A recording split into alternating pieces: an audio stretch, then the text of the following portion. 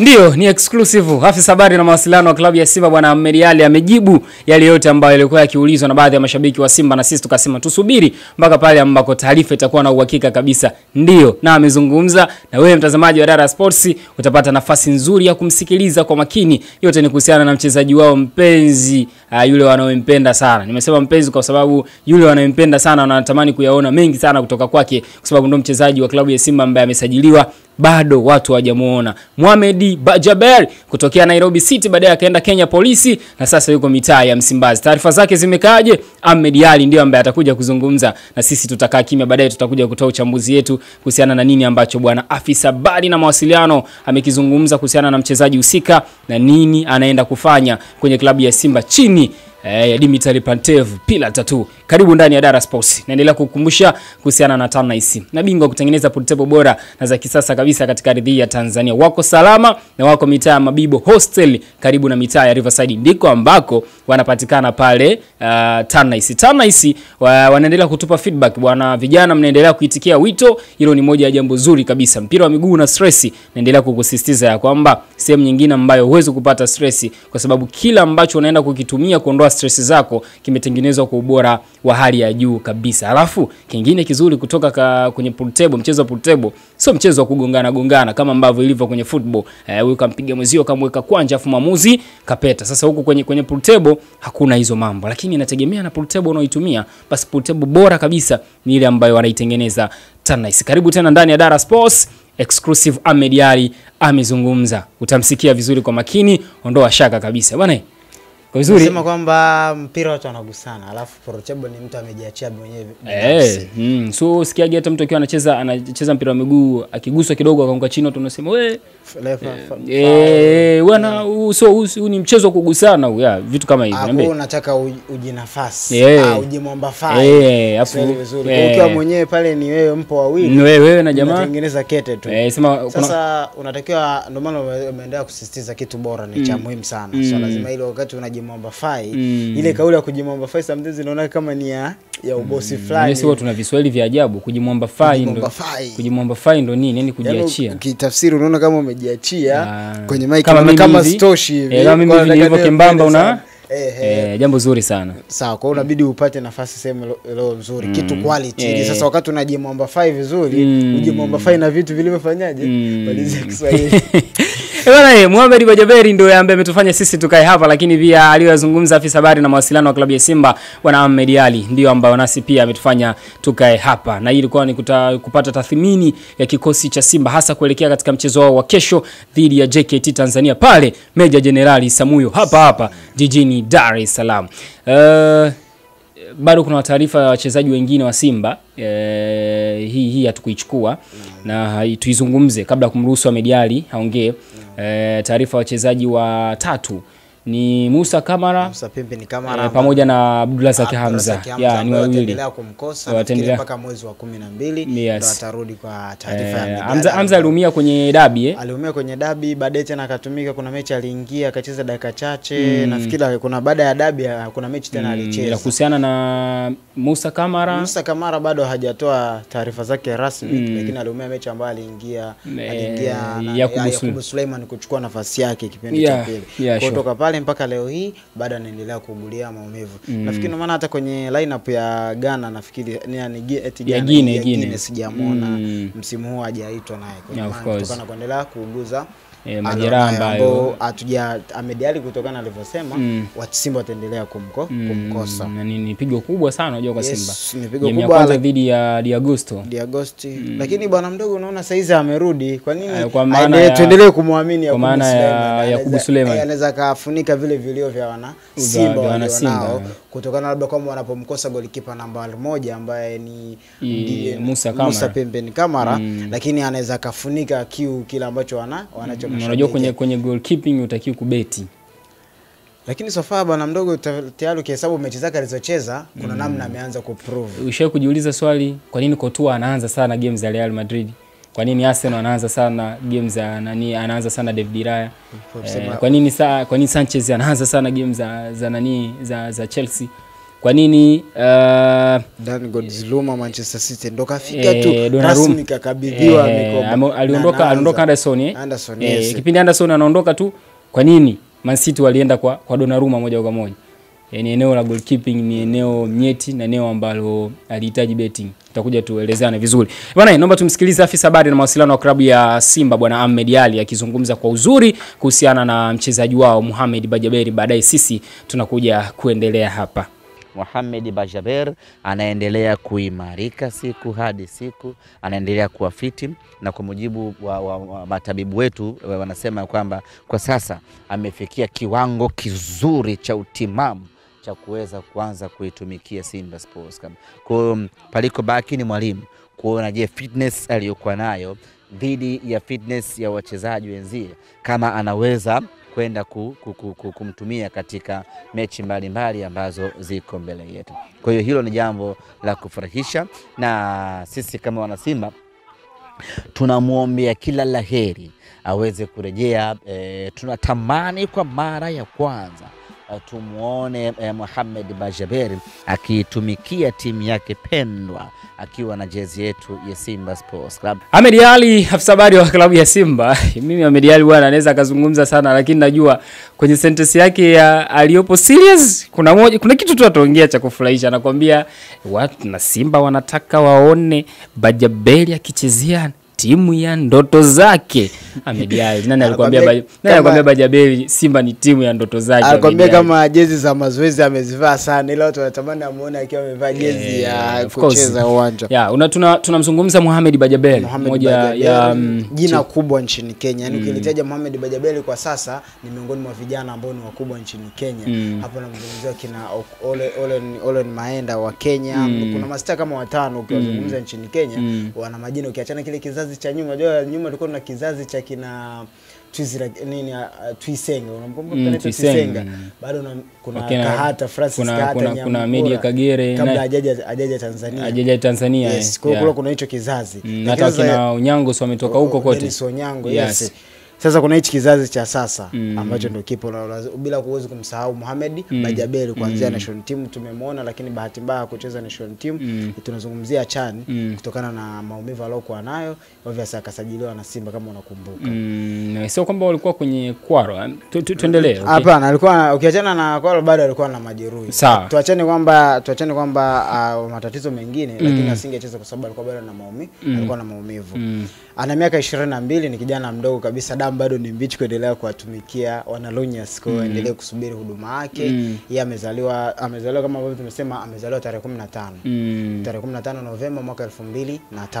Kwa ni kijana mwenye miaka 22. Safari yake ya soka ilianzia kwenye academy nchini Kenya. 2021 alibahatika kupata kwenda kufanya trial academy Denmark kwenye timu inayoshiriki daraja la kwanza FC Midtjylland. Huko ndo alifika kufanya trial, lakini bahati mbaya kwenye trial hakufaulu.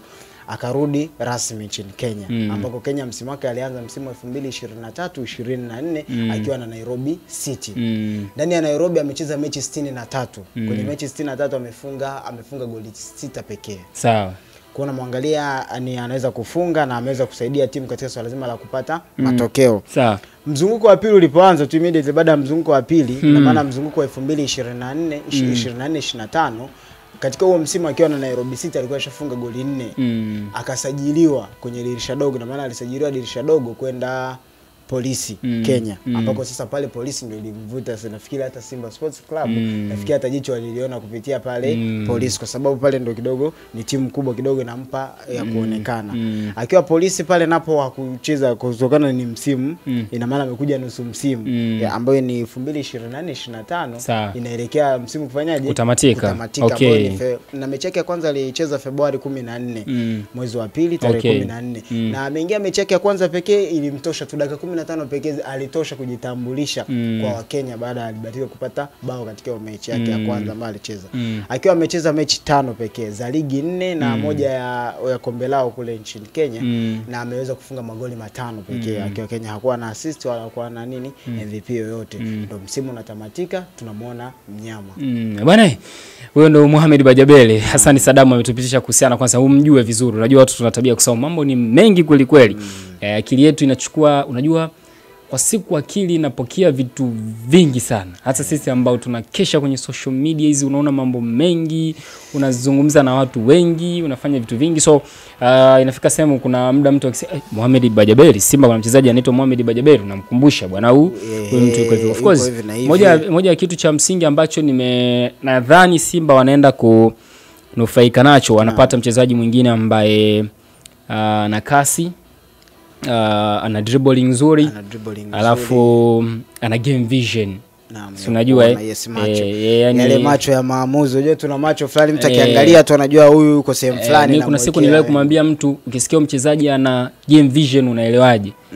Akaniambia ni kama maono. Unajua vision mtu anaona kama maono. Nikamwambia uko sahihi, lakini ukisikia mtu anasema huyu mchezaji ana game vision, it means anazungumzia mchezaji ambaye anaona wapi ambako napaswa ni weke kitu fulani, then tupate positive impact kwenye timu. Sasa mtu kukuelewa, unajua football pia ina words zake ambazo mtu kukuelewa hivi inahitaji ufafanuzi mkubwa sana. Ila tumepewa kitu kinaitwa mfano. Ukimwambia mtu mfano kitu fulani, anasema okay, kumbe hichi kitu kiko hivi. Nikamwambia uliona ile game ya Simba dhidi ya Azam. Simba ametangulia chuma 2-1. Ule mpira alivyokuwa nao Faisal. Nenda ukaangalia kulikuwa na wachezaji wangapi ambao walikuwa na uwezo wa kupokea mpira kutoka kwa Faisal. Na ukiangalia alikuwa chini kabisa, alikuwa kwenye box kwa chini, box ile la 18, ni la nini? Alikuwa katikati ya uwanja. Katikati ya uwanja, alafu kwa chini kidogo. Kwa hiyo ukiangalia hata mbele yake kuna mchezaji, katikati kuna mchezaji. Lakini nini ambacho alikiona mpaka akaenda kumpa yule ambaye aliufikia ule mpira mpaka akaenda Zidane Sereli? Nini ambacho alikiona kwa Zidane Sereli mpaka akasema nimpe Zidane? Alafu na Zidane mpaka akaenda kuscore. Sio, unanielewa? Sasa hiyo ndio inaitwa game vision. Kwamba kwenye football game vision mara nyingine huwa tunatafsiri uwezo wa mchezaji kuziona space na kuzitumia.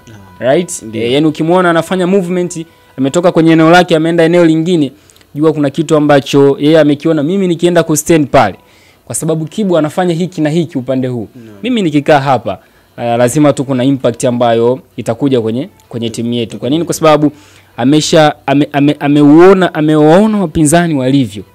Akajua hawa wapinzani walivyo, mimi nikistand hii sehemu hapa ndiko ambako kuna udhaifu wake. Sio, unanielewa? Then timu inaweza ikapata matokeo. Nimebahatika kufanya interview na jamaa wa KNTN anaitwa Davis, mwandishi wa habari, alikuja hapa kwenye AFCON kwenye Chani. Aliniambia akasema Simba wamempata mchezaji mzuri kwamba watamfurahia. Miongoni mwa vitu alikuwa ananiambia kuhusu swala la kupiga pasi, uwezo wake wa kuchenga, umesikia uwezo wa kuona nafasi ambazo ulivyokuwa unazungumza vision. Akawa anasema kwamba Simba wamempata mchezaji wa maana. Sasa maswali yakawa ndo hayo, sasa mchezaji wa maana watu bado hawajafanyaje? Hawajamuona kusikia hivyo, labda walitamani wangemuona akiwa na Harambee Stars ya Kenya, lakini ndio hivyo bahati mbaya hakuonekana na Kenya. Bahati mbaya watu wanahamnaye kumuona akiwa Simba. Sasa ndio aone je tulivyoambiwa. Unaweza ukimwambia mtazamaji anasikia tu, hana lazima anakuambia nataka nifanyeje nione kwa macho. Sawa, kitu kingine ambacho mimi nimekiona kwa Mohamed Bajaberi ambacho kinaweza kawa na impact kubwa kwenye klabu ya Simba ni dribbling skills alizonazo. Unajua unaweza kuwa unafanya dribbling kwenye football lakini dribbling yako haina impact kwa wenzako. Sio, unanielewa vizuri? Yes, yani dribbling yako end product yake ni negative rather than positive.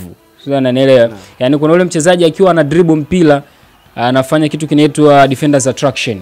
Yani kuna wapinzani tu hawezi kumfuata mmoja, lazima watamfuata wapinzani zaidi ya wawili. Kwa nini? Kwa sababu wanajua usumbufu wa huyu mtu akiwa na mpira. Simba wana Joshua Budo Mutale anaweza akafanya hicho kitu. Wana ili Mpanzu anaweza akafanya hicho kitu.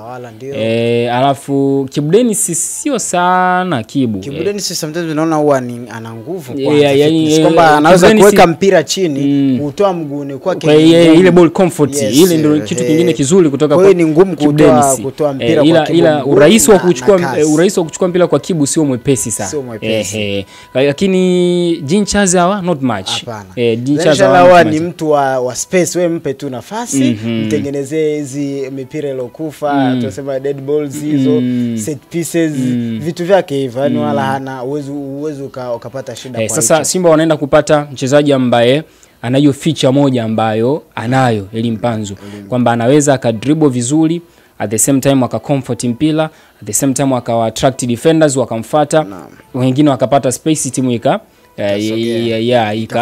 ikafanya maamuzi. Lakini kingine kizuri ambacho nilibahatika kuangalia, unajua bahati nzuri ligi ya Kenya ilikuwa inaonyeshwa ilikuwa inaonyeshwa ni ule uwezo, unajua kuna mchezaji ambaye anaweza akawa anapita sana pembeni, ila ikija ile feature ya kumwambia cutting inside, ingia ndani, toa through pass au piga shoot, kuna mchezaji hawezi hicho kitu. Yani kuna mchezaji ambaye yeye mwambie kudribble, akishafika kule mwishoni mwambie apige cross. Sasa kwenye modern football sasa hivi uhitaji winga wa namna hiyo, yani winga ambaye anaweza tu akatimiza jukumu moja, kwamba sasa hapa mimi ni kukimbia tu pembeni, nikifika ni amhitaji. Kwa hiyo kingine ambacho nimekiona kwa Mohamed Bajaber ni ile uwezo wake wa kusema, uwezo wake wa kuamua kwamba sasa na cutting inside na try, kwa maana ya na shoot, si unanielewa? Sasa na cutting inside na toa penetration pass kwa ambaye atakuwa na nafasi aweze kuscore. Hilo pembeni yupo katikati. Kutokana wewe nafasi yako ulioitengeneza inakuruhusu kufanya. Sasa hapo sasa ndio unaona kitu kingine cha game vision, kwamba yes anaweza akaingia inside, ukasema Mohamed anaenda kushoot, lakini asifanye hivyo. Ukamwona ametoa pass tena kwa mchezaji ambaye ukija ukakaa ukaangalia review ya goli unasema huyu alimuonaje huyu, kwamba yupo tayari amefungua pembeni. Huyu kamuonaje huyu mchezaji? So ni kitu kizuri ambacho nimekiona kwa Mohamed Bajaber. Kingine ni mchezaji ambaye anaweza kutoka kushoto kulia kama winga. Ila kingine kizuri ni inverted winger. Unajua inverted winger, yani yule ambaye anakaa kwenye ni mchezaji, unajua kila mtu anaweza kucheza winga kushoto au kulia. Lakini wapi ambako nikimweka sana anafiti. Si unanielewa? Sasa inapofika kwa mtu kama Mohamed Bajaber, mweke kushoto, mweke kulia. Ila ukimwona umemweka kulia, akikati inside anapiga kwa kushoto. Ukimwona umemweka kushoto, akikati inside anapiga kwa kulia. Si unanielewa vizuri? Hiyo ndio tunaita inverted winger. Moja ya kitu ambacho nimekiona Simba wanaweza wakanufaika nacho sana. Ukiachana nani Jean Shalau ambaye walikuwa bado wanamtegemea, na hana huo uwezo kwamba kushuti mguu mmoja ni mguu mmoja. Unaona hichi ni kitu ambacho Simba wanaenda kunufaika nacho. Ukiangalia Liverpool msimu huu, Mo Salah ukiangalia bado ana struggle. Lakini kama kuna effect kubwa alionayo Mo Salah, akipita pembeni, yule ni inverted winger. Anacheza kulia kimwangalia vizuri, ila anatumia kushoto kufunga. Sio, unaelewa vizuri? Ni kama Bukayo Saka tu na Arsenal. Unamkuta yuko kulia, ila akishauchukua mpira akauweka pembeni hivi, the rest will be a history kwa goalkeeper. Lazima tu zile nyavu zitacheka, mwamba utanani au atokee mtu a block ule mpira. So leo unakiwa na mchezaji wa namna hii, hasa kwa timu ambayo aina hii ya player wako wachache kwenye timu, it means mnaenda kunufaika as a team. Na hivi Simba kwa sasa wanahitaji matokeo kwa vyovyote vile. Kundi la hapo wanaliona lipo mbele yao, mechi za ligi kuu ndio hapo wanamalizia. Kwa anampata Mohamed, mfano kama Mohamed Bajaber anapona saizi, anarudi kama ambavyo tunataarifa, anarudi mdogo. Yeah, sure. Ina maana ni bahati kubwa Simba wanaendelea kuipata, itawasaidia kwa sababu wanaongeza mshambuliaji mwingine, kiungo mwingine, kwa sababu kumbuka naye anaweza kucheza sehemu yote. Mweke namba 10 anacheza, mweke pembeni anacheza. Kwa hiyo sasa ni swala la kocha Dimitar Patev au Selemani Matola waamua wamchezeshe sehemu gani ili aweze kuisaidia Simba. Sema tu hofu yangu mimi Hasani ni mchezaji ambaye amekaa sana nje. Then akiingia kwanza tu atengenezwe tu ile saikolojia ya kwamba go play as a player. Sawa, usiwe na pressure kwamba I need to show them to prove kwamba guys I'm a best player. Yani don't do that. Wewe nenda ukacheze taratibu, kwa sababu ukienda ukiwa very harsh, so unataka kuprove kwa, unajua sasa ubaya wa soka letu sisi tunaendeshwa na yemko sana mashabiki. Tukishasikia Mohamed Bajaber anajua boli yule jamaa, alafu ukishachukua mipira miwili mitatu ukapoteza, tunaanza vipi huyu, si unaelewa? Ya wewe nenda ukacheze taratibu, kumbuka umetoka kwenye majeraha. Yani hiyo bado sisi tunaiona kama sehemu ya kufanya recovery mpaka tukupate yule ambaye tulitutamanisha sisi tukaja kukuchukua kutoka Kenya Polisi ukaja kwenye klabu ya Simba. Yani wewe nenda cheza tu taratibu then utarudi sasa kuwa yule Mohamed Bajaberi ambaye tulikuona kule Kenya Polisi, ndio huyu sasa ambaye sasa hivi tunakuona kwenye klabu ya Simba. Hata umri wenyewe na haruhusiwi kukimbia miaka 22 bado. Haruhusiwi kukimbia sana. Ndio umri wa kutesa haruhusi sasa asitake kujivunja bure, mshasuka kukuta wana Simba wanamkosa au kari yake nafanyaje? Inaharibika. Ngoni mavuta ambayo tulikizungumza kama unakumbuka, mchezaji ana kazi ni kwake, kwa na kazi ni pale anapofanyaje, anapokutana na nini? Majeraha ambayo anamweka nje kwa muda mrefu, na hivyo kiangalia tayari amekaa muda mrefu nje. Akirudi tena akataka kucheza kwa pupa akapotea tena upya, unaweza simsikie tena Simba, kwa sababu miongoni mwa vilabu vyetu vikubwa vya Simba na Yanga hawana neno uvumilivu na mchezaji. Hiyo ni ngumu sana. Kuna mwenikumbusha yule Albini Kramo yule msimu mzima akacheza nje tu. Bwana, tunakushukuru sana wewe ambaye ulikuwa pamoja na sisi, tumeyazungumza yale ya kimichezo tulikuwa tunaitazama pale kwenye rangi nyekundu na nyeupe bila kuisahau rangi ya blue. Asante sana kwa Pako kwa kuisimamisha vizuri kamera yake, na nadhani mpaka Mwenyezi Mungu akitujalia wakati mwingine tena tutakutana hapa. Sisi hapa ni stories za michezo na sisi kama mate na mdomo. Bye.